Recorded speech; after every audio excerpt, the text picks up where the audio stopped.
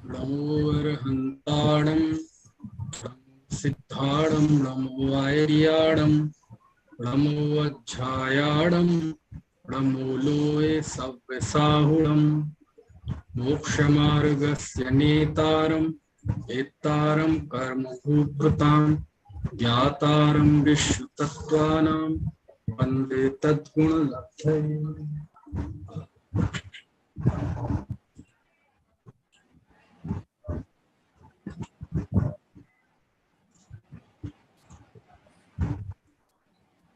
तत्वार्थ सूत्र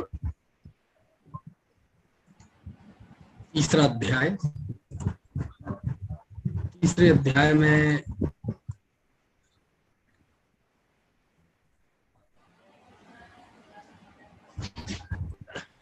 मध्यलोक का स्वरूप प्रारंभ था।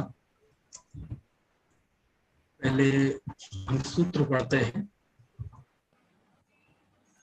मध्य लोक के लिए सुबह 3 सूत्र पढ़े थे, सूत्र 7वां, सूत्र 8वां और सूत्र 9वां। 7वां सूत्र जम्बूदीप लवणोदादयः शुभ नामानो द्वीप समुद्रा था। द्विर विष्कंभा पूर्व पूर्व परिक्षेपणो वलयाकृतयः। और 9वां सूत्र तन्मध्ये मेरु नाभिर्वृत्तो योजन शत सहस्र विष्कंभो जम्बू द्वीपा। ये 3 सूत्र हमने पढ़े थे। और भी हैं मध्यलोक संबंधी काफी सूत्र हैं। और इन 3 सूत्रों में एक तरह से पूरा लेआउट खींच दिया आचार्य ने कि मध्यलोक में जम्बूद्वीप और लवण समुद्र आदि शुभ नाम वाले है ना द्वीप समुद्र है। यानी इस मध्यलोक में मुख्य तौर पे देखा जाए,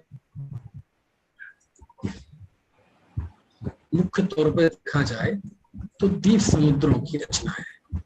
यानी जो कुछ है वो द्वीप समुद्रों के अंतर्गत ही है। जो रचनाएं हैं नगरों की हों, जो भी है वो सब द्वीपों समुद्रों में ही है ना। तो इसलिए उन्होंने लिख दिया कि जैसे अधोलोक में मुख्यतः 7 नरक भूमियां हैं, ऐसे ही मध्यलोक में असंख्यात द्वीप समुद्र है। इसने ये नहीं लिखा असंख्यात है, सूत्र में तो इतना लिखा आदि। अब आदि मतलब कितना, तो असंख्यात द्वीप समुद्र है, असंख्यात द्वीप है, असंख्यात समुद्र है। ठीक है। इसके बाद और बताया अगले सूत्र में कि द्विर द्विर विष्कंभा पूर्व पूर्व परिक्षेपणो वलयाकृतयः। ये दूने दूने विस्तार वाले हैं, दूसरे को घेरे हुए हैं और वलयाकृति के हैं। ठीक है ना। तो दूने दूने विस्तार जैसे बीच में 1 लाख योजन, लवण समुद्र वो है 2 लाख योजन का है। अगला हाथ की खंड है वो 4 लाख योजन का है।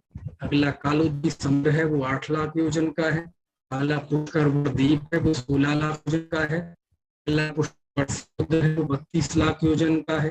अगला वारुणी द्वीप वो 64 लाख योजन का है। फिर समुद्र है 128 लाख योजन का है। एक दूसरे को घेरे हुए हैं और द्वीप है, एक समुद्र है। ठीक है।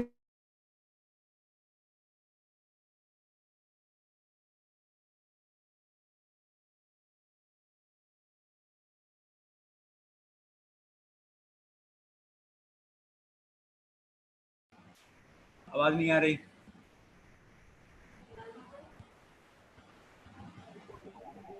आवाज रुक गई।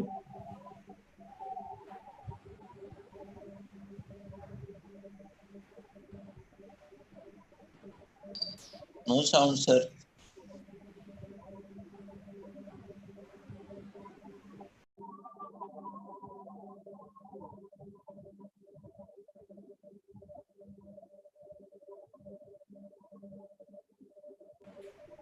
आवाज नहीं आ रही।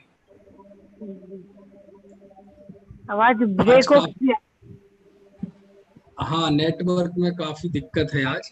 आ गई ना। हाँ, अभी मैंने वाईफाई से मोबाइल डिस्कनेक्ट करके मोबाइल से कनेक्ट कर दिया है, तो ठीक ठाक अब दिख रहा है। ठीक है, चलिए। तो उम्मीद है कि अब दिक्कत नहीं आएगी। कई बार वाईफाई डिस्टर्ब करता है, लेकिन मोबाइल काम करता है। ठीक है, चलिए। तो हाँ, कहाँ आ गए थे हम ये जान रहे थे कि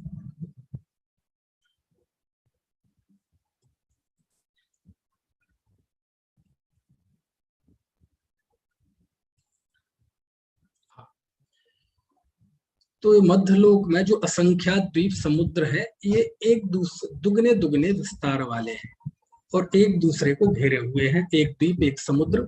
तो प्रारंभ के चार जो हैं, वो चार तो चूंकि अलग अलग नाम वाले हैं, लेकिन आगे उसी नाम का द्वीप है, उसी नाम का समुद्र है। ठीक है, चलिए।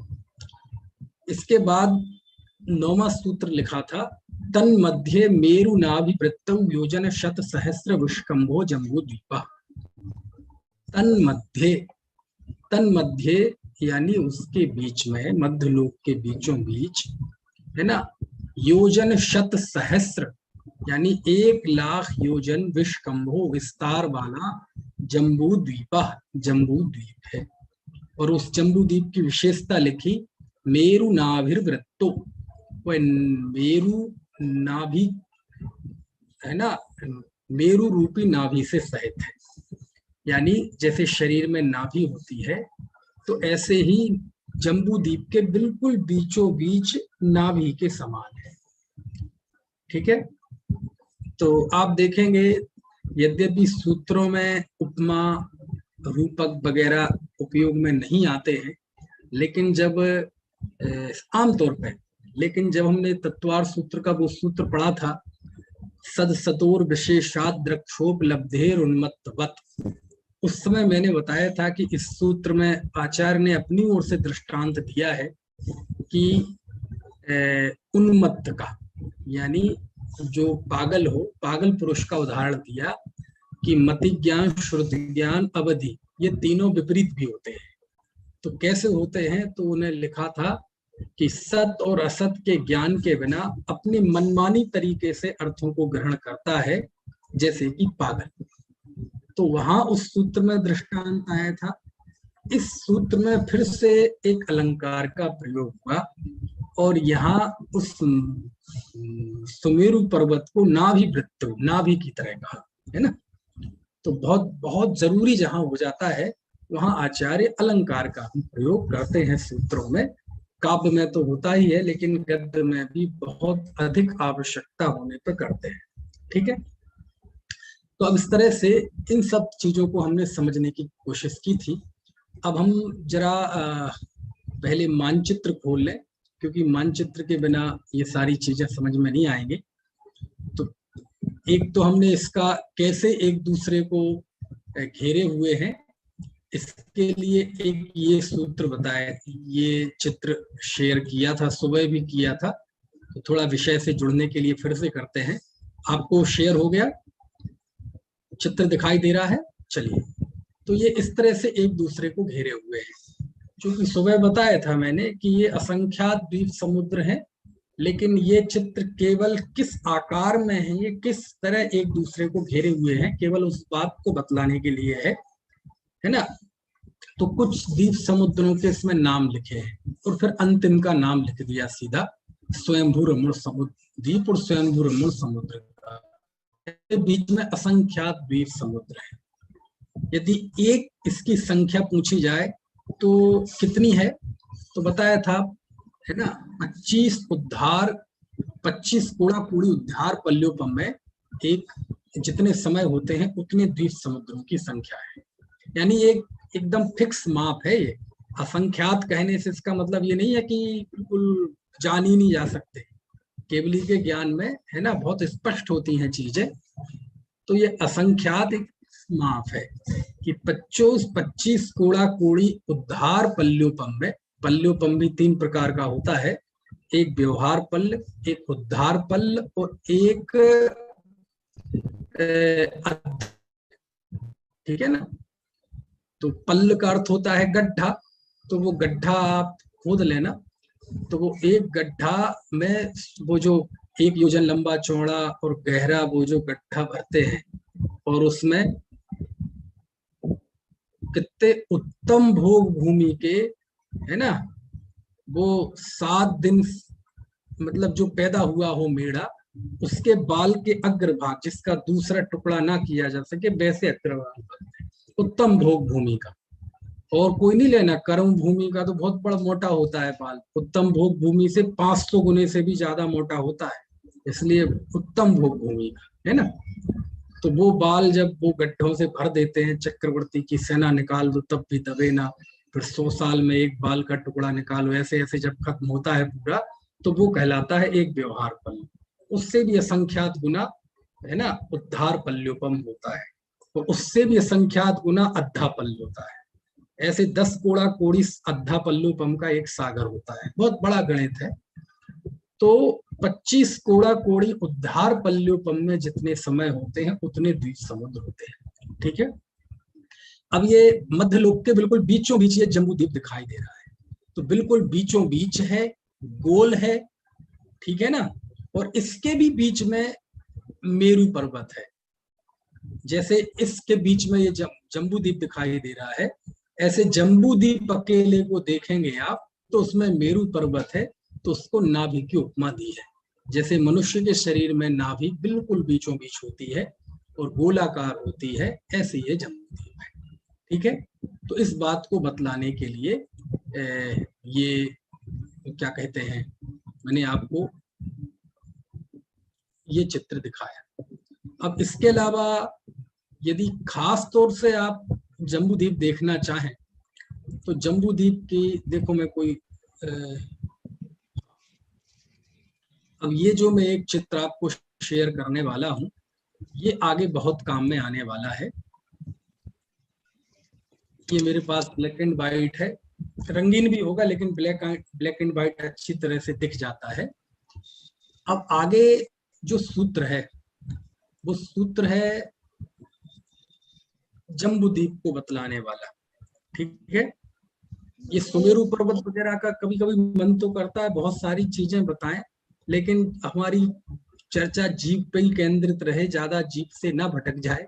ये बहुत बढ़िया बढ़िया चर्चाएं हैं। ये मेरू, और एक मेरू नहीं है, पूरे 2.5 द्वीप में 5 मेरू हैं, और 5 मेरू के, है ना, एक एक मेरू पे 16-16 जिनालय हैं, और 5 मेरू पे 80 जिनालय हैं। एक एक जिनालय में 100-108 रत्नमयी प्रतिमाएं हैं। तो बहुत मजेदार वर्णन है वो। जब अपन ये इंद्रध्वज विधान वगैरह करते हैं, पंचमेरु की पूजन करते हैं, तो ये सारी चीजें चर्चाओं में आती हैं, और उस समय उस पूजा का, उस विधान का आनंद बहुत बढ़ जाता है जब हम इन नक्शों को और इसकी स्थिति वगैरह को समझने के बाद, मुझे एक बार ध्यान है बहुत साल पहले, मेरे समझ से 20 साल हो गए होंगे, 19 साल हो गए होंगे, देवलाली में मैं था। तो अष्टानिका के 8 दिनों में मैंने ये विषय भी करणान योग का पढ़ाया था पूरा, और उसी के साथ साथ फिर हम वो विधान करते थे। यानी पहले वो विधान के पिछले दिन हम बताते थे कि कल हम यहाँ के जिन मंदिरों के दर्शन करेंगे, इनको अर्घ्य समर्पित करेंगे। तो जब वो विधान होता था तो बिल्कुल बाकायदा वो करने वालों के दिमाग में चित्र चलता था कि अब हम अष्ट द्रव्यों को लेकर देवताओं के रूप में हम कहाँ पहुंच गए, क्योंकि इन अकृत्रिम चैत्यालयों की वंदना हम आप तो कर नहीं पाते, है ना। 2.5 द्वीप के बाहर जो नंदीश्वर वगैरह है वहां तो हम जा नहीं पाते, तो हम देवता बन के कल्पना में चले जाते हैं। तो मैंने आपको नंदीश्वर द्वीप की बात सुबह कही थी, वो मैं आपको कल बताऊं, कल या परसों सुबह के व्याख्यान में अष्टानिका, है ना, शुरू हो जाए, ठीक है। तो मैं आपको वो नंदीश्वर के दर्शन कराऊंगा, बिल्कुल आपको नंदीश्वर द्वीप में पहुंचा दूंगा, और उन 52 चैत्यालयों की वंदना हम करेंगे, समझ में आए ना।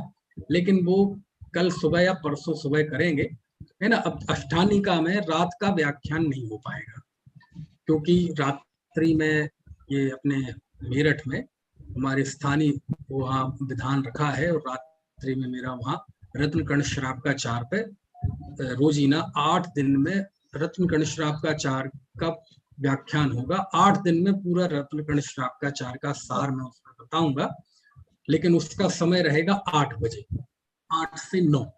तो वो भी ऑनलाइन रहेगा, तो वो भी आप चाहे तो सुन सकते हैं, वो भी ऑनलाइन रहेगा। वो बता दूंगा मैं सूचना लाइव कैसे रहेगा, यूट्यूब पे या Zoom पे। लेकिन इन 8 दिनों में ये तत्वार्थ सूत्र की रात्रि की कक्षा नहीं चल पाएगी, सुबह चलेगी, सुबह बराबर होगी, रात्रि में नहीं हो पाएगी, है ना। फिर अष्टानिका के बाद भी बराबर चलेगी दोनों के समय।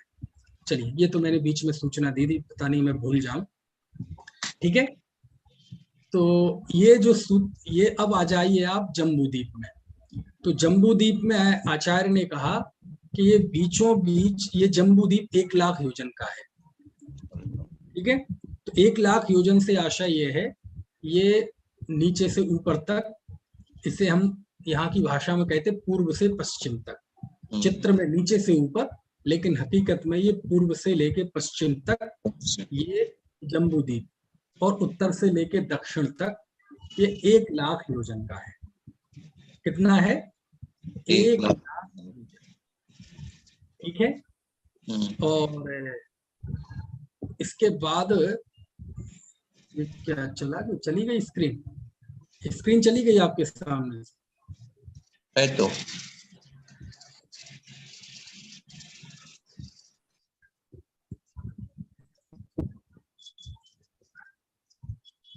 आ रही है भाई सब? आ रही है, स्क्रीन आ रही है। हाँ हाँ। तो ये कहलाता है एक, उसमें सूत्र में है ना, शत सहस्त्र विश्कम, यानी 1 लाख योजन का। ठीक है, अब इसका क्षेत्रफल निकालेंगे और वो व्यास निकालेंगे तो बहुत निकलता है। अभी जो मैथमेटिक्स के स्टूडेंट हैं वो बहुत आसानी से इन चीजों को समझते हैं। यहाँ विश्कम से मतलब है एक छोर से दूसरा छोर। अब ये कहीं से भी, चूंकि गोल आकृति में है, आप कहीं से भी ले लें तो वो 1 लाख, विदिशाओं में ले लें, कहीं से भी यदि सीधी लेंगे तो ये 1 लाख बिल्कुल सामने होगा, तो 1 लाख योजन निकलेगा, है ना। चाहे विदिशाओं में ले लें, चाहे दिशाओं में ले लें। ठीक है, और ये इसकी परिधि कहलाती है। एक छोर से यदि हम ऐसे चलेंगे, चक्कर लगाएंगे, तो ये जो होती है ये कहलाती है परिधि। और शास्त्रों में ये सब गणित लिखा हुआ है, किसकी परिधि कितनी होती है। ये जो इसका व्यास होता है 1 लाख योजन, इससे 3 गुने से ज्यादा कुछ परिधि होती है। यानी इसका 1 लाख व्यास है तो 3 गुने से कुछ ज्यादा। अब गणित में कुछ ज्यादा लिखा है, लेकिन शास्त्रों में एग्जैक्ट लिखा है 3,16,228 योजन, नहीं 227 योजन, 128 धनुष 1 अंगुल, इतनी इसकी परिधि है। यानी एक छोर से आप चलेंगे और बिल्कुल दूसरे, जब बिल्कुल वहीं पर आ जाएंगे तो उसका फिक्स माप लिखा है। समझ में आए ना। तो 3,16,227 योजन, 128 धनुष और 1 अंगुल। यानी आप शास्त्रों में जाएंगे तो एक एक अंगुल का गणित है। और 1 अंगुल का तो मैंने बहुत मोटा बताया है। आपको लग रहा होगा 1 अंगुल, अरे इतना सूक्ष्म कुछ नहीं है। 1 अंगुल तो बहुत बड़ा, बहुत छोटा होता है, बहुत छोटा होता है ना। यदि हम आपको अंगुल का गणित बताने लग जाएं तो अंगुल का गणित बहुत आसान नहीं है, समझ में आए ना। यानी ये समझ लीजिए, अंगुल का गणित समझने में भी हमें बहुत मुश्किल आता है। अब ये बहुत सारे विषयों को मैं जानबूझ के गौर करता हूँ, और वो भी इसलिए कि कहीं बहुत ज्यादा गणित और उसमें जाए तो हमारी वो जीव वाली बात ना हो जाए। लेकिन कभी कभार थोड़ा किसी उद्देश्य विशेष से केवल ज्ञान की महिमा है, हमें जिनागम की महिमा है, इसलिए बताना पड़ता है। नहीं तो जैसे सागर का गणित है, एक पल से लेकर सागर तक हम कैसे पहुंचते हैं, बीच के संख्या मतलब समय को बतलाने वाली कितनी यूनिट्स हैं, वो भी एक बहुत बड़ा विषय है। ऐसे ही 1 योजन तक पहुंचने का जो गणित है वो बहुत बड़ा है। एक अंगुल तो जो हमने कह दिया ना, लग रहा होगा यार ये 128 धनुष शेष अंगुल, ये तो बहुत बारीक बारीक नहीं है, बहुत मोटा है। बारीक तो आप जाएंगे तो आपके आंखें खुल जाएंगी, है ना, इतना जबरदस्त गणित है बारीक तो है। और यदि आपको जानना हो तो बताओ, मैं थोड़ी कोशिश करता हूँ आपको बताने की, है ना। लेकिन वो देखो, मैं अच्छा एक देखता हूँ, चलिए वो मिल नहीं रहा, पता नहीं कहाँ है। चल फिर भी अच्छा, थोड़ा आपको टेस्ट जैसे जुबान पे थोड़ा चखा देते हैं ना, आपको मैं सूक्ष्मता बताता हूँ, केवल ज्ञान की सूक्ष्मता क्या होती है, और हमारे आचार्यों ने शास्त्रों में कितनी बारीकी से लिखी है कोई चीज, वो मैं आपको उसके लिए बताता हूँ। एक थोड़ा सा टेस्ट बताता हूँ आपको। ये बार बार योजन शब्द आ रहा है, 1,00,000 योजन। अब कहेंगे एक योजन कितने का होता है, तो हम कहेंगे 2000 कोस का होता है। प्रश्न कहेंगे कि 2000 कोस में एक कोस कितने का होता है, तो हम कहेंगे 2000 धनुष का होता है। आप कहेंगे धनुष कितने का होता है, तो हम कहेंगे 4 हाथ का होता है। आप कहेंगे हाथ कितने का होता है, तो हम कहेंगे 24 अंगुल का होता है। आप कहेंगे 24 अंगुल में एक अंगुल कितने का होता है, समझ में आए ना। अब एक अंगुल कितने का होता है, तो एक अंगुल 8 यब का होता है। अब आप कहें एक यब कितने का होता है, तो एक यब 8 सरसों का होता है। आप कहेंगे एक सरसों कितने का होता है, तो एक सरसों 8 लीख का होता है। आप कहेंगे एक लीख कितने की होती है, तो हम कहेंगे 8 कर्म भूमि के बाल के अग्रभाग बराबर 8 मिला दो तो एक लीख होती है। अब आप कहेंगे कर्म भूमि के बालाग्र कितना होता है, तो जघन्य भूमि के बालाग्र से 8 गुना। अब कहेंगे आप जघन्य भोग भूमि के बालाग्र कितना होता है, तो मध्यम भोग भूमि के बालाग्र से 8 गुना। अब आप कहेंगे मध्यम भोग भूमि का बालाग्र कितना होता है ना, तो उत्तम भोग भूमि के बालाग्र बना। अब आप कहेंगे उत्तम भोग भूमि का बालाग्र कितना होता है, तो एक 8 रथरेणु के बराबर। अब आप कहेंगे रथरेणु कितने का होता है, तो 8 त्रसरेणु के बराबर।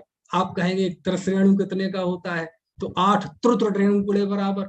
आप कहेंगे त्रुट रेणु कितने का होता है, तो हम कहेंगे 8 सन्ना सन्न के बराबर। आप कहेंगे सन्ना सन्न कितने का होता है, तो हम कहेंगे 8 अवसन्ना के बराबर। आप कहेंगे अवसन्न कितने का होता है, तो अनंत पुद्गल परमाणुओं के स्कंध में जो स्थान घेरा वो एक अवसन्ना है। तो आपका दिमाग घूमा कि नहीं, थोड़ा बहुत। राजकुमार जी बहुत दिनों में दिखाई दे रहे हैं, लेकिन बोले यार बहुत दिनों में तो जुड़े हो आप, तो शुरू में ही आपने घुमा दिया। इसलिए मैं बारीकी में नहीं जाता करणान योग की। अब देखो चक्कर आ गए ना आपको, है? कितना बड़ा गणित बताया, और ये बीच में मैंने 2-4 छोड़ दिए, है पाद बिलस्ती ये सब तो छोड़ दिए, है। अब इतना, अब आचार्य ने, अच्छा एक पहले तो प्रश्न पूछ लो, ये जो मैंने इतना लंबा सिलसिला बता दिया, त्रट रेणु रथ रेणु बिलस्ती लीख जू सरसों, आपको इनमें से कुछ समझ में तो नहीं आया? नहीं, हम उम्मीद भी नहीं करते कि इतनी जल्दी समझ जाएंगे, क्योंकि ये चीज समझने की नहीं है, ये चीज समझने की तो है, समझने से ज्यादा ये चीज याद रखने की होती है, समझ में आया?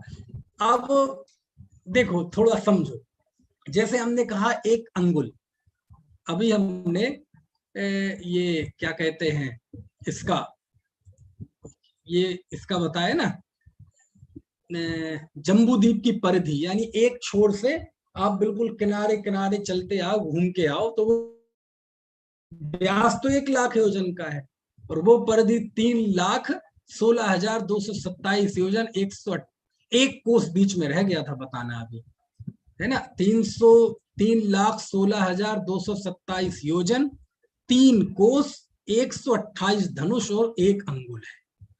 अब 1 अंगुल तक हमने बता दिया, तो आपकी बात मतलब ऐसा लगे पता नहीं क्या, 1 अंगुल बहुत मोटा है, अब इसके भी आगे है 1 अंगुल। देखो एक अंगुल के अलावा, ये मुझे पढ़ के बताना पड़ेगा, ये मुझे याद नहीं है, एक अंगुल के अलावा और क्या क्या है? तो एक अंगुल 5 जो, एक जू, एक लीख, 6 कर्म भूमि के बाल बालाग्र, 7 मध्यम भोग भूमि के बालाग्र, 5 उत्तम भोग भूमि के बालाग्र, 1 रथ रेणु, 3 त्रस रेणु, 2 सन्नासन्न, 3 अवसन्नासन्न और अनंतानंत परमाणु प्रमाण है। ये क्या है? ये जम्बू द्वीप की परिधि है इतनी। 2.5 द्वीप की भी दी है, वो भी बताऊं, रहने दो अभी। है ना? तो ये जम्बू द्वीप की परिधि है, यानी कितनी है? तो आप इसे जोड़ो, 3,16,227 योजन एक तरफ रखो, उसमें कितना जोड़ो? 3 कोस जोड़ो, और क्या जोड़ो? 128 धनुष जोड़ो, और क्या जोड़ो? 1 अंगुल जोड़ो, और अंगुल में 5 जो, 1 लीख, 6 कर्म भूमि के बालाग्र, 7 मध्यम भोग भूमि के बालाग्र, बाल का बिल्कुल अगला हिस्सा जिसका दूसरा हिस्सा ना हो सके, 5 उत्तम भोग भूमि के बालाग्र, 1 रथ रेणु, 3 त्रस रेणु, 2 सन्नासन्न, 3 अवसन्नासन्न और अनंतानंत परमाणु, इतने रखो।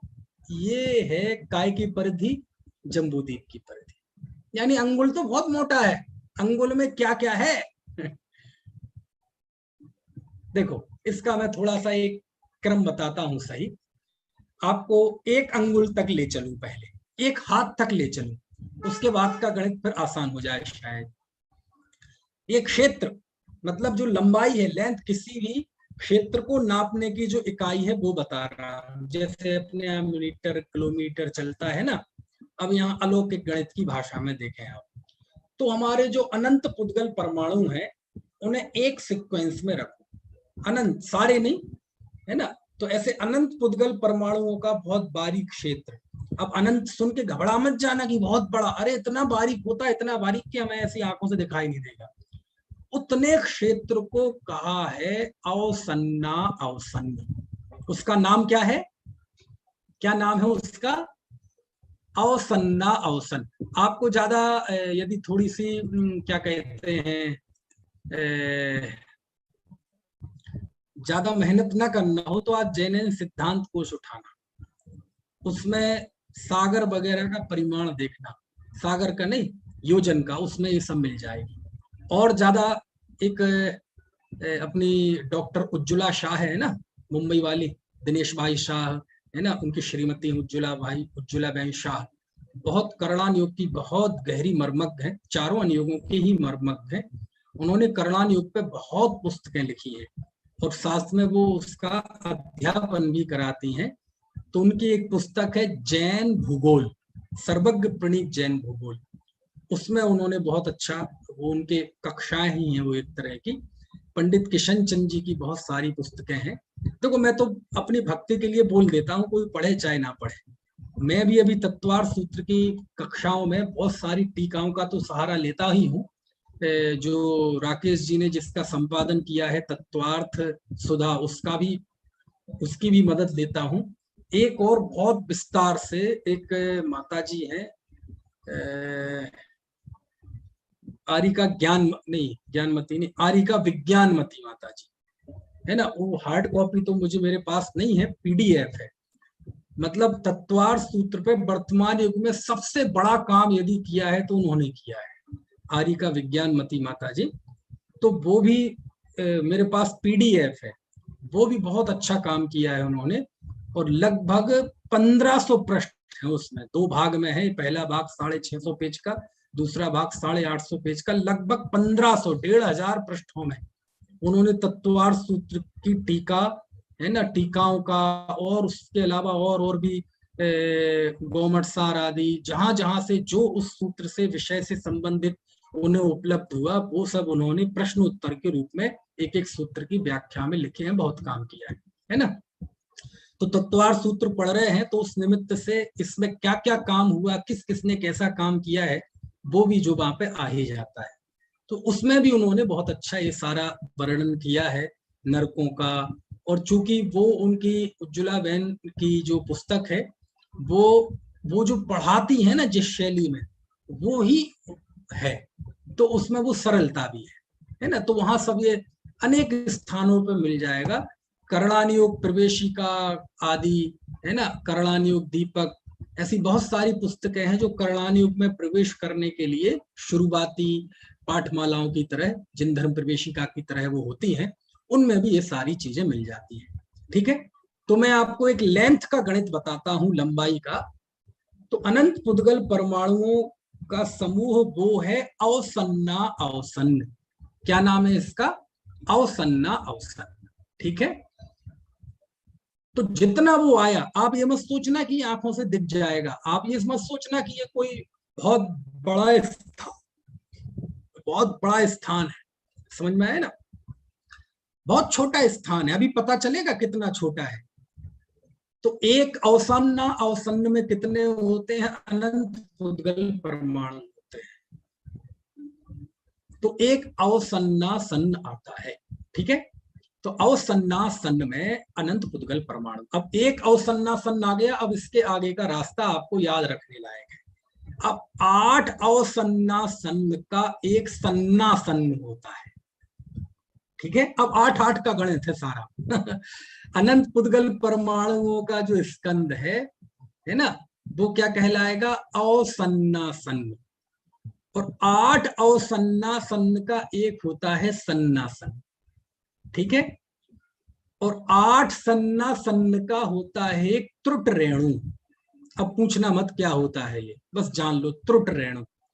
8 त्रुट रेणु का होता है एक त्रस रेणु, है ना। रेणु तो आप जानते हैं ना, धूल का कण। अब उसकी उपमा है, अब वो कैसे होता है वो भी छोड़ दीजिए। ठीक है, तो त्रट रेणु से 8 गुना त्रस रेणु, और त्रस रेणु से 8 गुना होता है रथ रेणु। ये 3 रेणु है। ठीक है, त्रुट रेणु, त्रस रेणु और रथ रेणु। ठीक है, तो 8 अवसन्नासन का एक सन्नासन, 8 सन्नासन का एक त्रट रेणु, 8 त्रुत रेणु का एक त्रस रेणु, 8 त्रस रेणु का एक रथ रेणु। 8 रथ रेणु का होता है उत्तम भोग भूमि के जीव का बालाग्र। यानी कि उत्तम भोग भूमि, अब ये आपको अभी समझ में नहीं आएगा उत्तम भोग भूमि, मध्यम भोग भूमि, जघन्य भोग भूमि क्या है। अभी हम जब जम्बू द्वीप में घुसेंगे तो आपको ये सारी चीजें समझ में आएंगी। उत्तम भोग भूमि, मध्यम भोग भूमि, जघन्य भोग भूमि क्या है। भोग भूमि तो नाम सुना होगा ना आपने। आप हम जो रहते हैं, जैसे कोई कोलकाता, मुंबई, सागर, आगरा, रतलाम, है ना, कनाडा, ये सब हम लोग कहाँ हैं सब, ये कहलाती है कर्म भूमि। ठीक है, और कमाल की बात है, जिस जमीन पे आप लोग बैठे हैं ना वर्तमान में, आप हम सब, किसी जमाने में यहाँ भी भोग भूमि थी, यहाँ भी कल्प वृक्ष थे, है ना। आएगा वो, बहुत मजेदार चर्चा है भाई, काल परिवर्तन की चर्चा आएगी आगे, तो उसमें बहुत आनंद, बहुत बहुत रोचक जानकारी आपको मिलेगी कि समय का चक्र कैसे बदलता है, समय का पहिया कैसे घूमता है। तो उसमें ये कर्म भूमि, भोग भूमि की सारी बात आएगी, है ना। तो वो रोचक चर्चा भी आएगी। पहले थोड़ा सा ये बारीक गणित देख लें, केवल इसलिए बता रहा हूं कि आपको केवल टेस्ट पता चले कि जिन धर्म कितना सूक्ष्म है, केवल ज्ञान कितना सूक्ष्म है, जिसका वर्णन आचार्यों ने किया है। ठीक है, तो फिर से अनंत पुद्गल परमाणुओं के स्कंध का नाम है एक अवसन्नासन। 8 अवसन्नासन का होता है एक सन्नासन।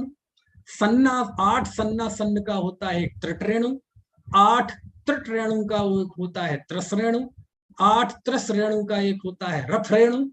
8 रथ रेणु के बराबर होता है उत्तम भोग भूमि के जीव का जो बाल है, उसका बिल्कुल अग्रभाग, यानी जिसका कोई दूसरा टुकड़ा ना हो सके। ठीक है, और उत्तम भोग भूमि के बालाग्र के 8 जोड़ दो तो होता है मध्यम भोग भूमि का बालाग्र, और उससे 8 गुना होता है जघन्य भोग भूमि का बालाग्र, मोटा होता है। समझ गए? और उससे 8 गुना होता है कर्म भूमि के जीव का बालक। ये सीक्वेंस समझ गए आप। और उससे 8 गुनी होती है लीख, जिसे यूक बोलते हैं।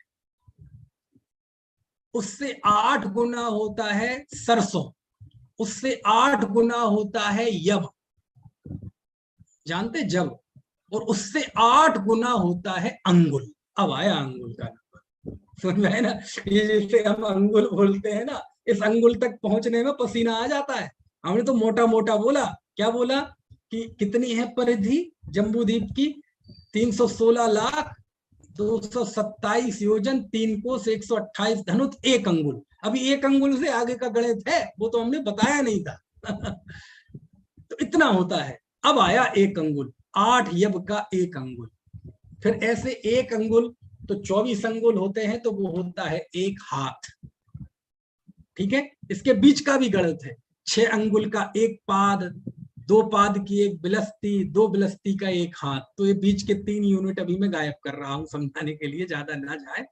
तो 24 अंगुल का 1 होता है हाथ, और ऐसे 4 हाथ का होता है 1 धनुष। ठीक है, और ऐसे 2000 धनुष का होता है 1 कोस, और 4 कोस का होता है 1 योजन।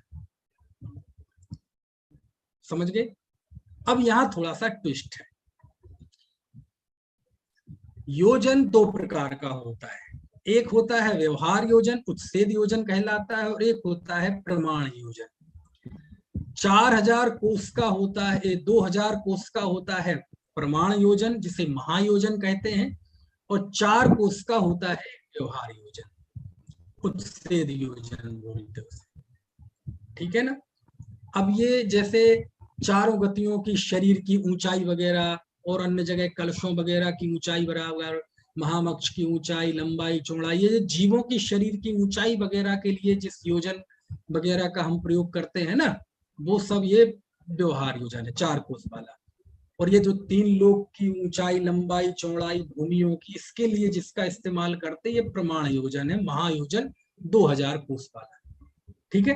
तो अब आप यहाँ मोटा मोटा अंदाजा लगा लीजिए कि हमने कहा 1 योजन, तो 1 योजन यानी आप कितना समझना, 1 योजन में 2000 कोस होते हैं। कितने कोस होते हैं प्रमाण योजन में, कितने, 2000 कोस। अब लेकिन कोस वाली भाषा आज के लोगों को समझ में नहीं आती, हमें ही नहीं आती, तो आपको तो हमसे भी, और कई लोग हमसे भी बड़ी उम्र के, आपको कैसे आएगी। लेकिन हम तो पढ़ते पढ़ते थोड़ी समझ में आने लगी। तो 1 योजन में 2000 कोस होते हैं। ठीक है। अब 2000 कोस में, अब कोस में क्या होता है, तो 1 कोस में 2 मील होते हैं। तो कितने मील हो गए 1 योजन में, 4000 मील हो गए। ठीक है, 2000 कोस और उसमें 2 मील होते हैं, तो 4000 मील हो गए। अब 1 मील कितने का होता है। अब मील तो बहुत चलता है, सारी दुनिया में चलता है, और मील के पत्थर, माइल्स स्टोन, समझ में आए ना, आज भी चलता है। अरे जो कमेंट्री आती है क्रिकेट की कमेंट्री, उसमें जो बॉल फेंकी जाती है, उस बॉल का गणित आता है कि कितनी तेजी से बॉल फेंकी है ना, 90 मील आवर्ती से, मतलब क्या कहते हैं, पर आवर ध्यान से निकालिए जरा, कोई चीज गिर जाएगा। ये इनको म्यूट, चलिए। तो ये जो माप आता है कि 90 मील प्रति घंटा की रफ्तार से इसने बॉल फेंकी, आज भी आधुनिक क्रिकेट में इसका गणित आता है। तो 1 मील में लगभग 1.6 किलोमीटर होता है। ठीक है, 1.6345 ऐसे कुछ, यानी वो थोड़ा पॉइंट्स में है। तो यदि 1 योजन में 4000 मील होते हैं, तो यदि उसे किलोमीटर में कन्वर्ट कर दिया जाए तो 6000 किलोमीटर से कुछ अधिक इतना आता है। यानी 1 योजन यानी कितना, 6000 किलोमीटर से ज्यादा। ये गणित आप समझ में आ गए। 1 योजन यानी कितना, एक योजन कहते ही आप कितना समझना, 6000 किलोमीटर से ज्यादा। एग्जैक्ट 6000 नहीं, 6000 से ज्यादा, 7000 भी नहीं, 6500 भी नहीं, लेकिन 6000 से कुछ ज्यादा। ठीक है, यानी एक योजन में पूरा हिंदुस्तान समा जाएगा। हिंदुस्तान, भारतवर्ष जो आज है हमारा, वो भारतवर्ष एक योजन की नहीं है, कम है एक योजन से, इससे बड़ा एक योजन होता है। ठीक है, तो ऐसे एक योजन, 2 योजन, 3 योजन, ऐसे 1,00,000 योजन का है जम्बूद्वीप। और पूरी परिधि कितनी है वो मैं आपको अब कितनी बार बताऊं। तो एक केवल हमने मोटा मोटा बताया कि योजन सुनते ही आपके दिमाग में एक परिकल्पना बने, यानी योजन सुनते ही आपके दिमाग में यह आ जाना चाहिए एक योजन यानी भारत से भी बड़ा। समझ गए? यानी 6000 किलोमीटर से भी ज्यादा। और ले लेता अच्छी, इतनी मोटी मोटी ऊपर की, तो कल को मक्खन निकाल लूंगी, मक्खन भेज दूंगी अपने गालों को। ये मक्खन कैसे निकलेगा? ये निपुण जी, ये अनम्यूट कैसे होंगे? ये मुझसे क्यों नहीं हो रहे? भाई साहब आप ही से हो पाएगी, आप हैं होस्ट, क्योंकि आप देखिए एक बार करके। पता नहीं क्या हो रहा है। सभी को म्यूट कर दीजिए आप म्यूट सबको म्यूट कर रहा हूँ, लेकिन उस पे क्लिक करते, हाँ कर दिया, कर दिया। चलिए, हो गया, हो गए ना? हो गया। तो ये होता है। तो एक राजू में असंख्यात योजन होते हैं, तो बहुत बड़ी राशि है। तो चलिए, फिलहाल अभी आप आ जाइए केवल जम्बूद्वीप में, क्योंकि अब हमें जम्बूद्वीप में प्रवेश करना है। क्योंकि आगे के सूत्र में अब इसी जम्बूद्वीप के अंदर प्रवेश करते हैं, यानी हम आप 1 दिन में 2 दिन में बिल्कुल अपने घर तक पहुंच जाएंगे। अलोकाकाश से हम आए लोकाकाश में, लोकाकाश से आए हम मध्यलोक में, मध्यलोक से आए जम्बूद्वीप में, जम्बूद्वीप तक आ गए हैं, यानी अपनी गली में तो घुस गए हैं, अब अपने घर तक पहुंचना है। तो जम्बूद्वीप में हम कहाँ हैं? हम उस क्षेत्र में, उस क्षेत्र के भी कौन से विशेष क्षेत्र में, और फिर बिल्कुल उस जगह पे आप पहुंच जाएंगे जहां आप रहते हैं। तो ये तो जीव का एक बाहर से निरूपण है, हमें तो वहां तक पहुंचना है कि जहां मेरे अलावा कोई दूसरी सत्ता हमें नजर ही ना आए, है ना? चलिए, तो ठीक है, तो जम्बूद्वीप 1,00,000 योजन का है। अब समय हो गया है, इस बीच आपको कोई प्रश्न आज तो सूत्रों में क्या खास बात है वो तो हम देख ही नहीं पाए, लेकिन इस सूत्र को समझने के लिए हमारे दिमाग में कुछ कॉन्सेप्ट क्लियर होना चाहिए। क्या होता है योजन, क्या होता है धनुष, क्या होता है एक कोस, इसके लिए हमने जानने का प्रयत्न किया है। अभी भी बहुत स्पष्ट नहीं हुआ होगा, क्योंकि करणानियों की चीज ऐसी एक बार पढ़ने में नहीं आती, उसे कई बार घोंटना पड़ता है, स्वयं की भी मेहनत करनी पड़ती है और यहाँ भी उसको सुनना पड़ता है, तब जाके वो दिमाग में है ना अंकित होता है। ठीक है, तो अभी किसी को कोई प्रश्न हो तो पूछ लीजिए, इसके आगे चर्चा कल सुबह करेंगे। पूछना है किसी को कुछ? व्यास और परिधि में क्या अंतर होता है? किसमें? व्यास और परिधि। व्यास और परिधि, व्यास तो एक छोर से दूसरे छोर, एक तट से दूसरे तट की दूरी हो गई, है ना? जैसे उदाहरण के लिए आपको स्क्रीन शेयर यदि मैं करूं, तो जैसे ये जम्बूद्वीप खोल दिया मैंने, ठीक है? तो जम्बूद्वीप से यहाँ से लेके यहाँ तक ये है 1,00,000, ये कहलाएगा व्यास, ये कहलाएगा व्यास। और परिधि है, यहां से आप चले, मान लीजिए एरोप्लेन में बैठे, रॉकेट में, सुपर फास्ट रॉकेट कौन सा चलता है आजकल, चलो रॉकेट में नहीं बैठे तो आप के पास जो वाहन है उस पर बैठ जाए, यहाँ चले यहाँ चले यहाँ चले, ऐसे पूरा चक्कर लगाया और वहीं बिंदु तक आ गए। तो ये जो पूरी दूरी है ये कहलाएगी परिधि। ठीक है, व्यास यहाँ से लेके यहाँ तक परिधि है पूरी। इसका अंग्रेजी में कुछ नाम है, निपुण जी बताएं। डायमेंशन, डायमीटर और सरकमफ्रेंस। ये यहाँ से लेके यहाँ तक ये क्या कहलाता है अंग्रेजी में? डायमीटर। डायमीटर। और ये पूरा राउंड होगा तो सरकमफ्रेंस। हाँ, सरकमफ्रेंस। ठीक है, तो ये दोनों में फर्क है। और किसी को कोई प्रश्न हो तो पूछ लीजिए।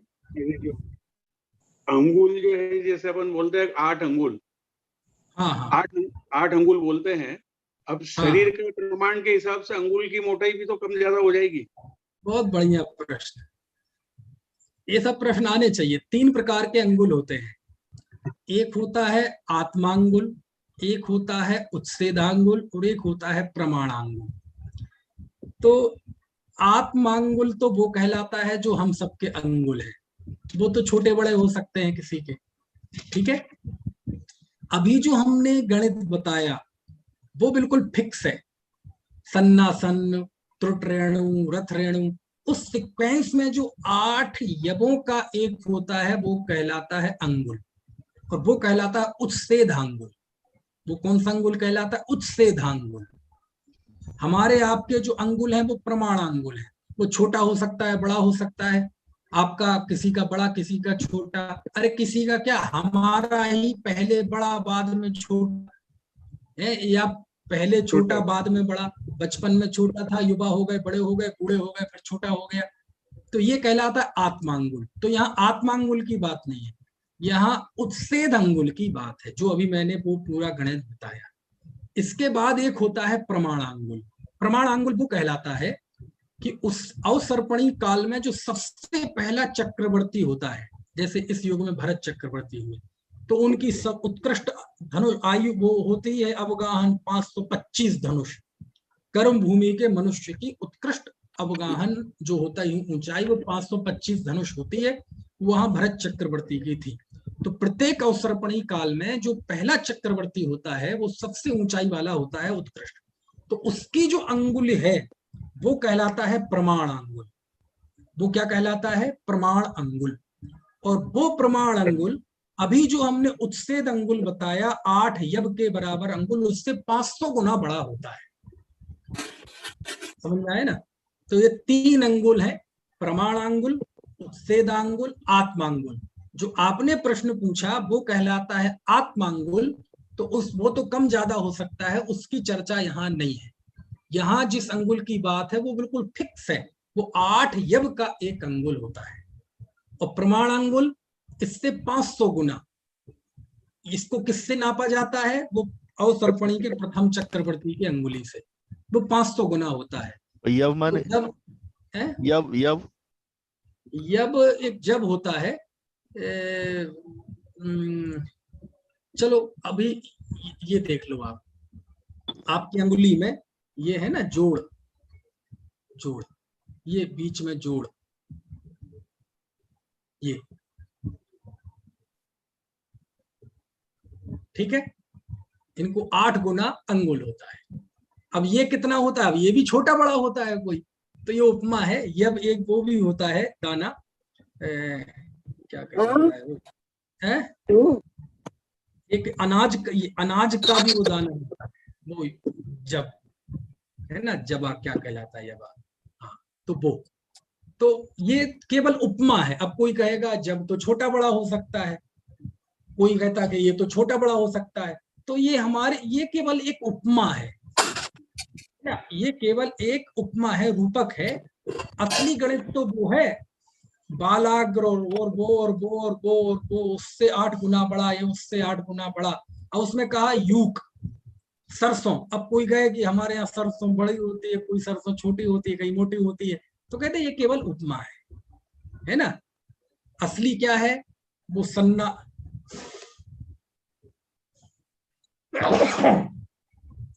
असली तो वहां से लगा है ना? तो ये तो और भी करेंगे बात अभी, है ना, समय ज्यादा हो गया है। और किसी को कोई प्रश्न तो पूछ लीजिए।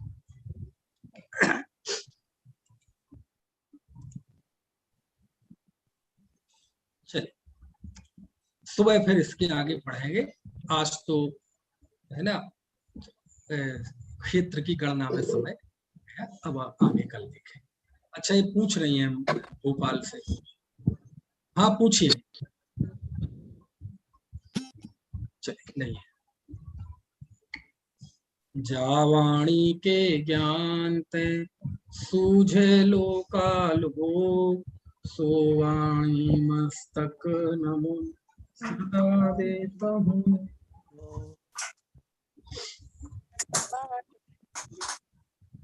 मीटर